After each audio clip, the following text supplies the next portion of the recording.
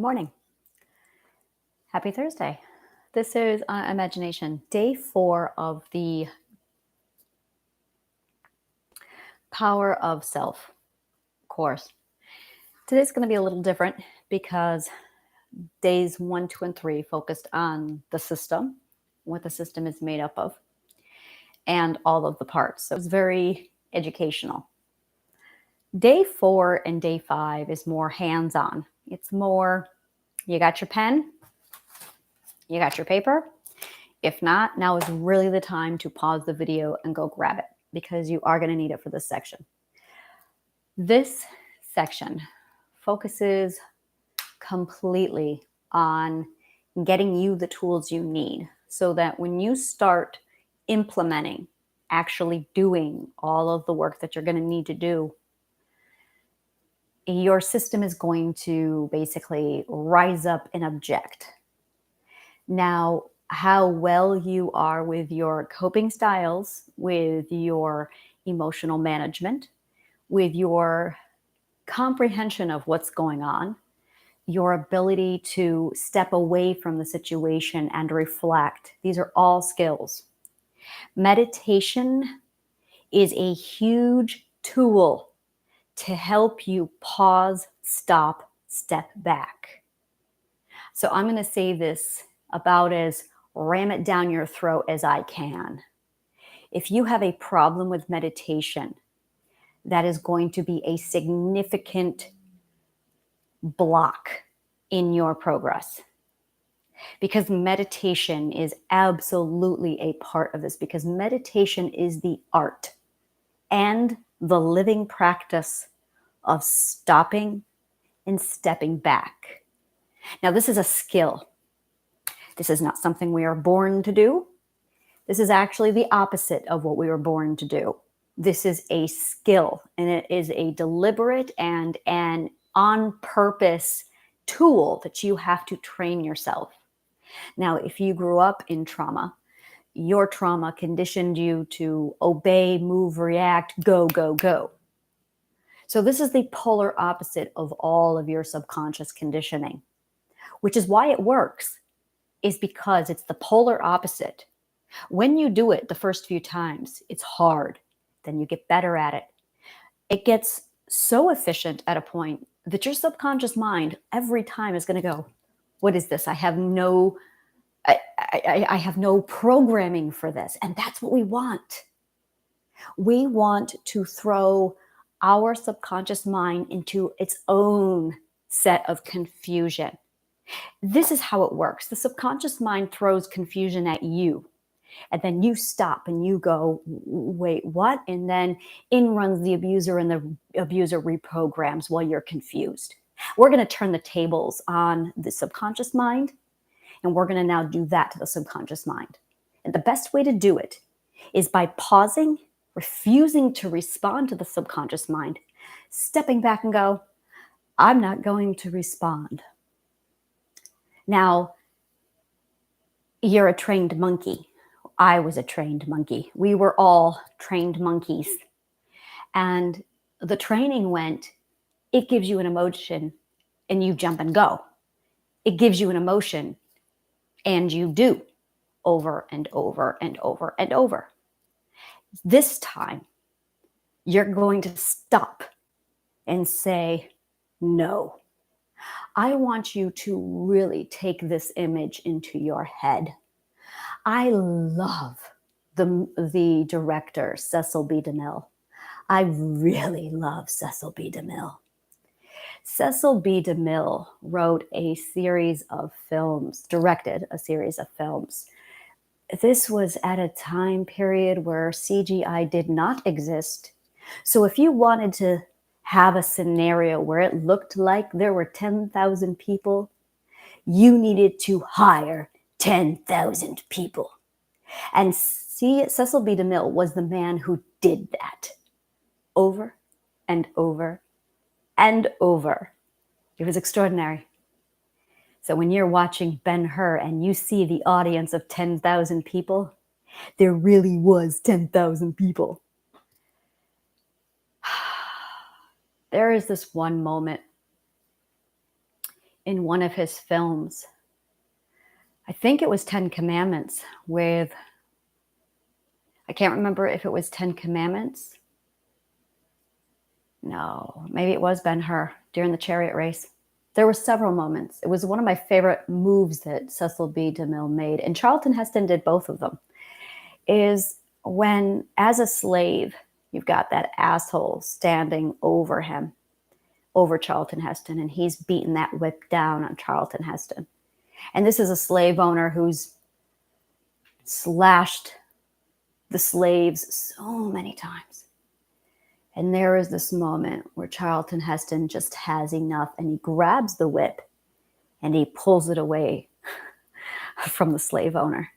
And the slave owner is so taken aback by this because it's so different that he's like, whoa, and he's confused. And then Charlton Heston takes that whip and he starts whipping the slave master back. It's like some of my favorite moments in all of cinema history is those few moments. That's what you're going to be doing now. That's exactly what we're doing. So that when the fear system throws emotions at you, those emotions really need to be put into your brain as a slave master's whip, because that is exactly what it's doing to you. It wants you to respond to keep you safe. Well, we know how inefficient that programming is.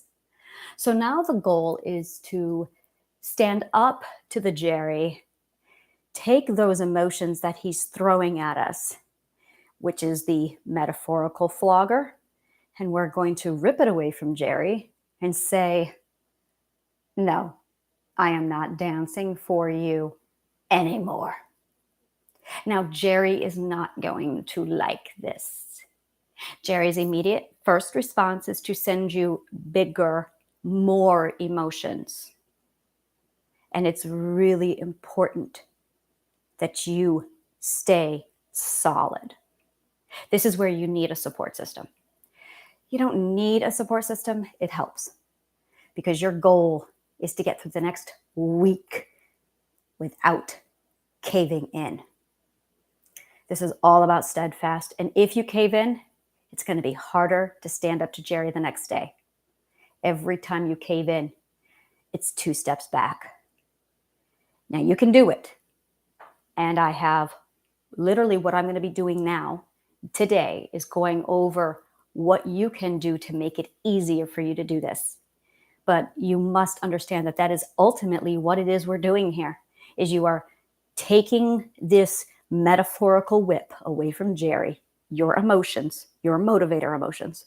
You are throwing it away and you are telling him, no more. I am not your fucking little dancing monkey. We're done with that shit. I'm in charge. Now, Jerry cannot be abused. Jerry cannot be abused. If you abuse Jerry, Jerry is going to go off. So approaching your Jerry aggressively is not going to work. Take the whip away, yes, but do not turn the whip on Jerry and then start beating him with it. Don't do that. Jerry will not respond to that. Jerry is designed to never respond to that. So I'm going to walk you through how to handle Jerry, what you're going to do when you get all of those emotions thrown at you to motivate you, and the exact wording, the exact comfort Jerry needs to calm down. What Jerry requires in every situation, what he should have had on day one that our lack of knowledge allowed us to not implement, prevented us from implementing, is reassurance. Reassurance is basically that moment when Jerry pops his head up for the very first time and says, what's going on? And this is where the kind, gentle, healthy mother should have stepped in and said, everything's okay. Just go back to sleep. That's it. But that never took place. So Jerry got scared and got bigger and then checked in with you again, popping his head in more aggressively this time. And Jerry required reassurance. Hey, it's okay. Everything's taken care of. We've got this. You can rest. Never happened. So Jerry got bigger until Jerry took matters into his own hands with his motivator emotions. And now he's putting mental illnesses, he's slamming the thing. So now we have one task is to soothe Jerry, reassure Jerry that everything is okay. But Jerry's going to turn around and hit all those buttons, and it's just days of soothing Jerry and reassuring him it's okay. Validate, reassure, soothe over and over again.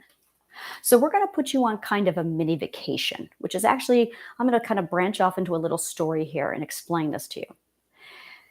Family holidays. The summer comes, you're a broken family, there's a lot of screaming, it's toxic, people are beating people, and at some point someone says, let's take a holiday and get away from it. Now, some families know how to flip the switch, go into a new environment, and have a great time. That was my family. But as soon as you get back, all the problems come back. So you can escape them for a little bit, but then when you get back home, they're all waiting for you. The other kind of the family is when you say, let's take a break, and they go on vacation, and none of the programming is paused. It all comes with you. So you end up screaming and fighting through the entire holiday. That happened to my family later. So at first, the going on a family vacation did reset. But after like the 4th and 5th year, it wasn't good enough. The problems came with us. And I'll tell you what happened in those cases. The first time that happens, Jerry in the entire family unit, yes, I get into how the entire family unit and relationships themselves develop their own subconscious mind with its own Jerry. That's fun. That comes later with the relationship recovery part of this, much, much later. So what ends up happening is the Jerry in the family, when that happens, the first year goes, I don't know what this is. And he's confused. That's equivalent to having the whip taken away from Jerry.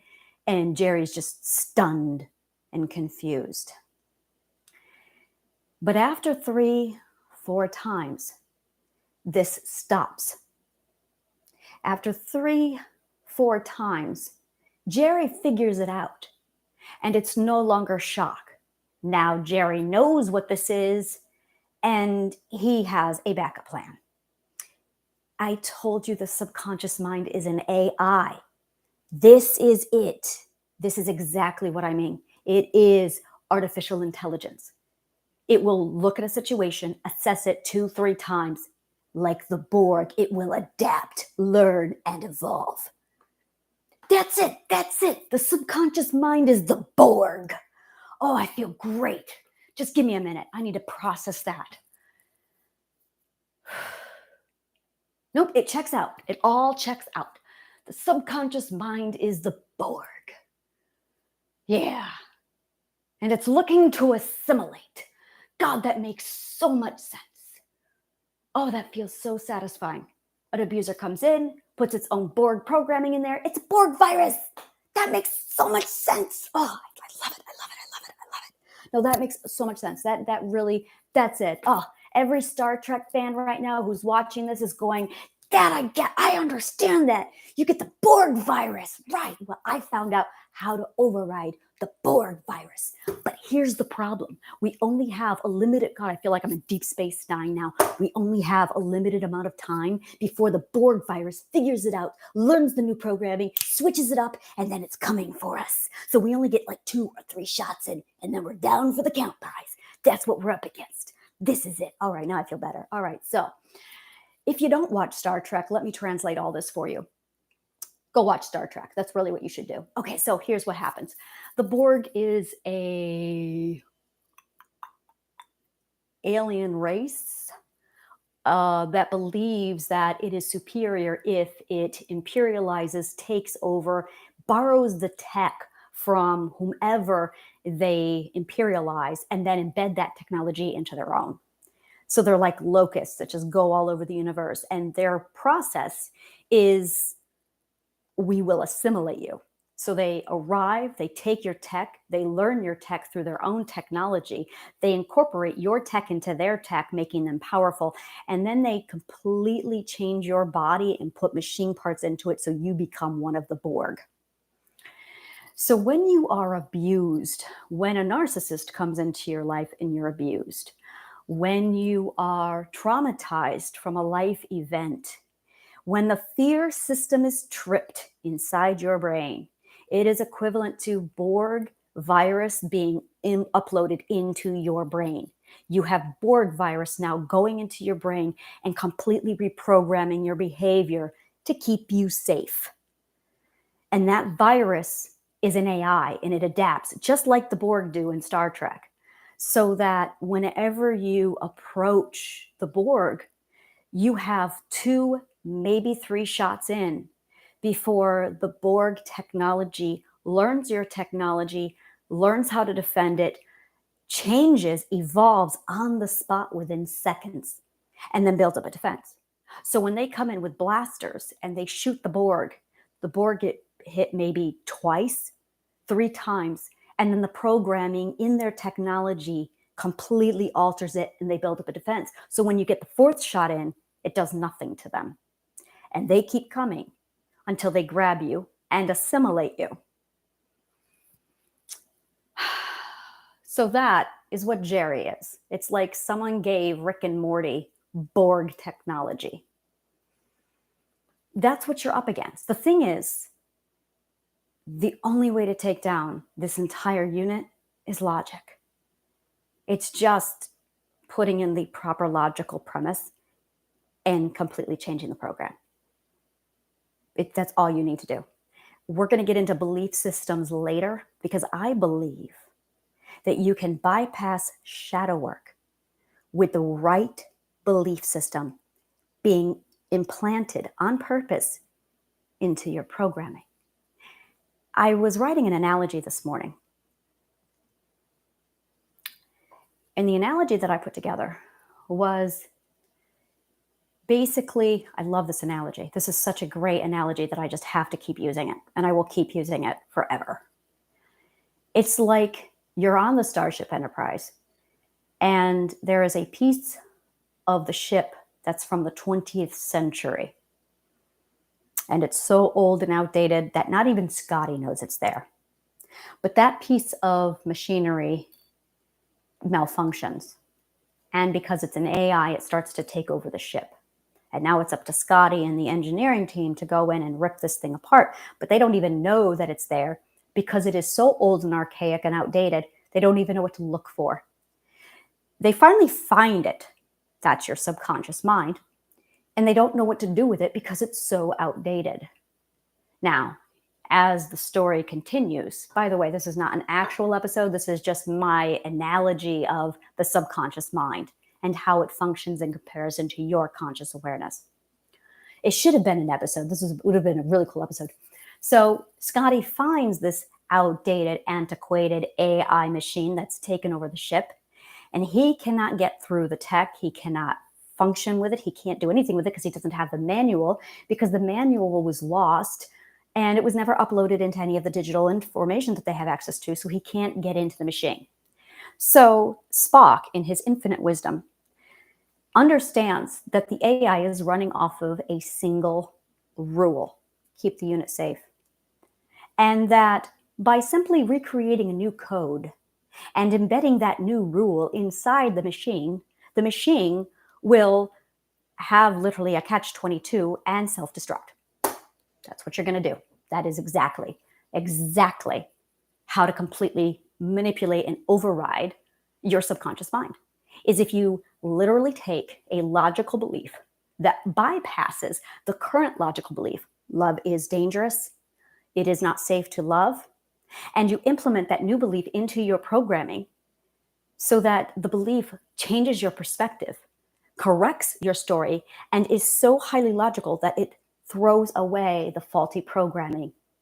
And your subconscious mind will, for the sake of alignment, because that's what it has to do, It will align and it will correct itself without you having to do anything. And that includes shadow work.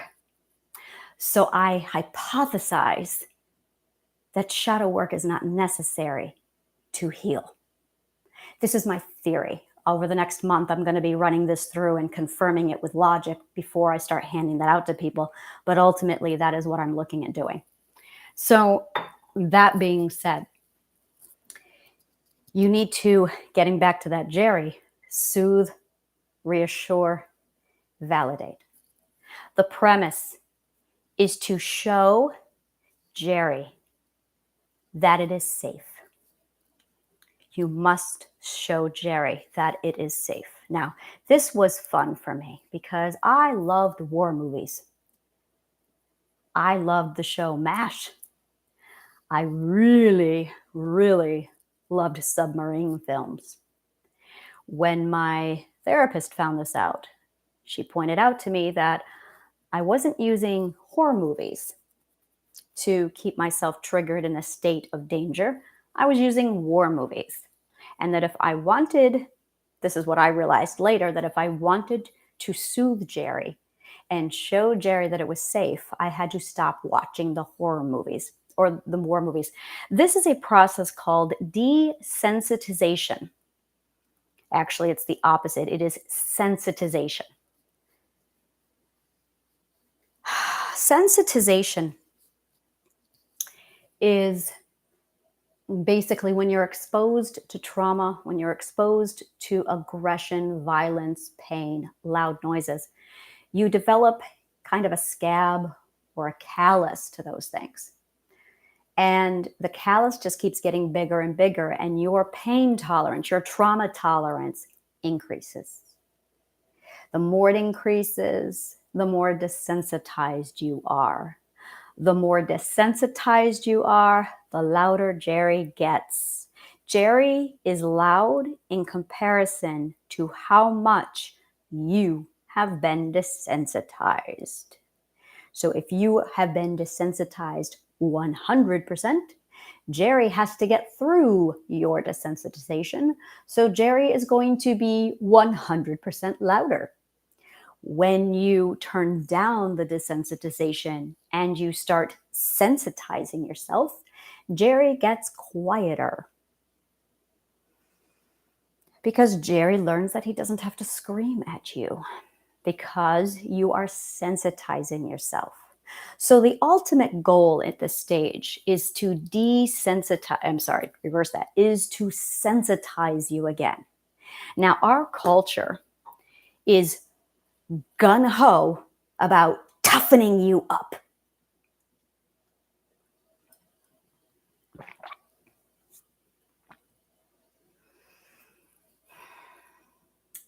Toughening you up is desensitization.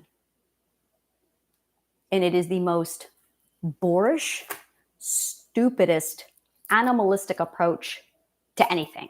That's like seeing a child crying and going, oh, you're crying, you need to get beaten. In fact, that's exactly what my brother did to me. You're crying, you need to be beaten. That'll toughen you up. Really? That's intelligence. So it doesn't work. It's a really guerrilla way of approaching a very basic problem. It is so primitive, it's ridiculous. You do not want to toughen anybody up. You want to be sensitive. What you want to do is be sensitive and then tell everybody to fuck off so they don't cause you damage. That's called a boundary. That's what you really want. That's where I finally am, is where I can be quiet. And when I see something upsetting my sensitization, I can say, hey, don't do that. Sensitization is when you allow your identity to come in and be yourself. And she's free to do whatever. And if somebody loud and abusive comes in, you tell them to fuck off. And that's really it. That is it right there. But that you have to have the defense system up and running with identity in order to pull that off. Gaslighting is when the bully says, you're too sensitive. You need to toughen up. Some great examples of this is when I had my daughter, my oldest daughter, Emily. She was 4, 5, and my stepmother felt it was appropriate for her to watch The Passion of the Christ as a means to toughen her up at 5 years old. Now, I'm an atheist, and when I found out my daughter was watching human mutilation and torture, horror and gore, I was really pissed off. And she said to me, that girl is too sensitive. She needs to toughen up.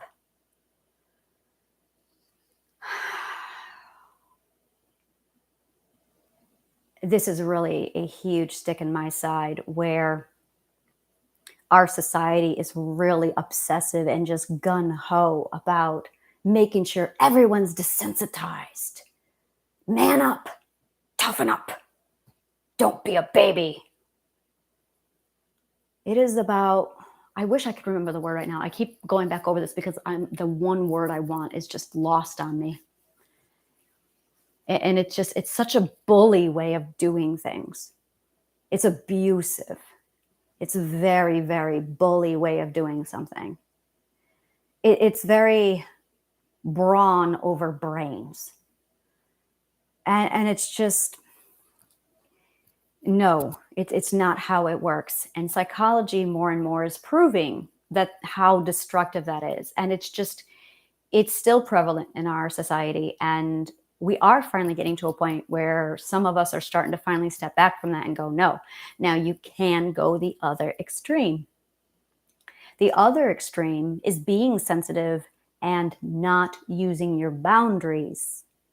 That's the problem. What you need is that sensitivity, identity to be free, to be weird and herself, and to explore all that she loves without any danger.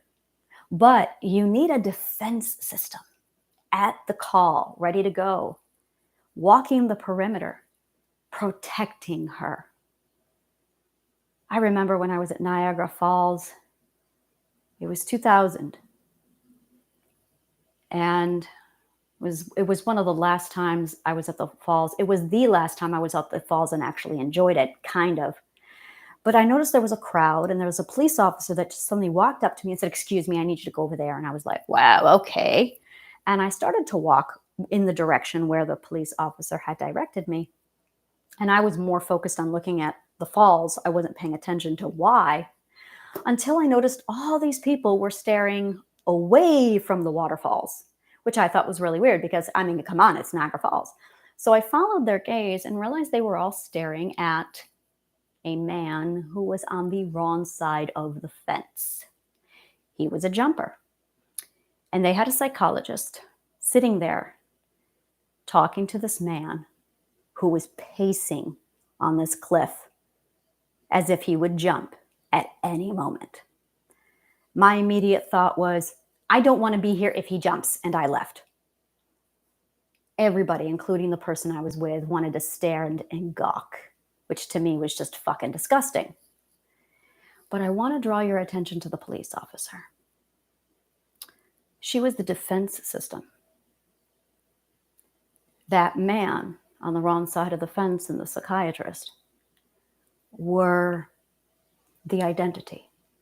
Full vulnerability, working out whatever they needed to work out. But it was the defense system. Excuse me, you need to make sure you go away over here. What that police officer was doing was making sure that that man had a psychologically safe place to work out whatever the fuck he needed to work out. That's right. Because right at that moment, whatever that man was dealing with, he really needed to figure his shit out. I'm glad he was. And I'm really glad they had somebody professional there to help him with that. But I cannot emphasize enough the importance of that police officer as the defense system saying, we need to make sure this man has psychologically safe place to be himself. Get the fuck away. That's the boundary, the communication. First, it was the verbal. You need to walk over there. And then it was the physical, her body standing there and pointing like, you're not allowed in here. That's enforcement. That is the boundary. That is the defense system. When that is up and operating, Jerry knows it is safe. And Jerry chills the fuck out. So in the next part, we're going to talk about getting your defense system up and everything it's going to require to soothe, reassure, and validate Jerry, to show him that it's safe now and he can calm down.